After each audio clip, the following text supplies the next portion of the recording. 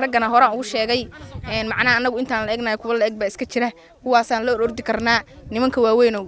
macnaha waxaan leenahay naagiina waaweyn la joogo kol meel kale ay u socotaa ilma adeerayaalo ariga naga garaafane halka wadada waxaan ku leenahay dhabada halka nooga mar baan ku leenahay anoo dhab baan u naqaana dadka reer magaalka macnii wax yaqaanaan laami iyo biyaqaana laakiin anoo kol dhab baan u naqaana rimiisa u nahay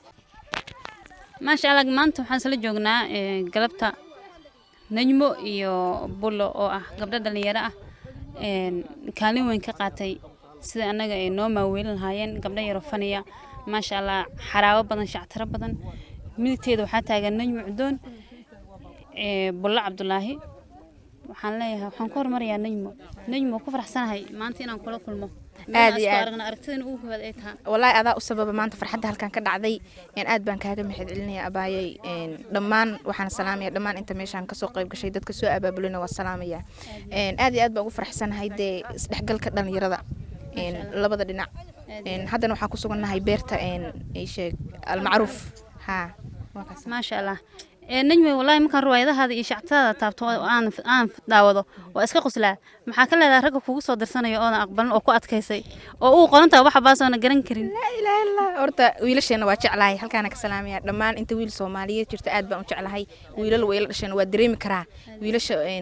حق أي حقوق بأي نقول ليهين عيارتنا وإسكت بدن تهي دبعتنا وإسكت شرتين هذا رأي دبعت مرمر غيرك واجلا هرتا لكن مرمر أنا وحن وبدنا هاي إن رنت كهلا أنا معنا وهردا وصوت وساء وحبا يقصد عام وحرنا أركاه وحي من ساء قع وتاجنا marka dhibaatada jirta waa intaas ragana horaan ugu sheegay macnaha anagu intaan la egnahay kuwa la eg baa iska jira kuwaasaan la orordi karnaa nimanka waaweyn macnaha waxaan leenahay naagiina waaweyn la joogo aad iyo aad oo ku maasan tahay boqoradeena tahay waxa ayaguna kaama xumaanayaan oo ogyihiin oo ku jecelnahay dhamaanteena bullahay maxaa leedahay ku faraxsanahay maanta inaan adna kula kulmo ma sha Allah si wanaagsan aad ugu faraxsanahay in maaragtay dhalinyaro badan meeshan aan ku kulanno aan isku baranno farxadda maaragtay dhalinyarada ka talisiin isku hal meel isku wacdiin aadaan kaga mahad celinayna ma sha Allah markii aniga riwaayadahan waxaan ugu jeclaa leedahay bilis yar baan helay oo miyaarada hor istaagsan tahay oo herbaadiyaha ay jilaysid riwaayadaas maxaa ku kalifa wallahi abaayo magaalo iyo qawaadkeeda horta aanu garamahayo markii runta laga hadlo waxa weeye dadku iska magaalo joog badan yihiin kol magaalada iyo cilmigeeda iyo muraayada iyo wax walbo yaal bay garanayaan laakiin anigu wixii baa igu cusbaa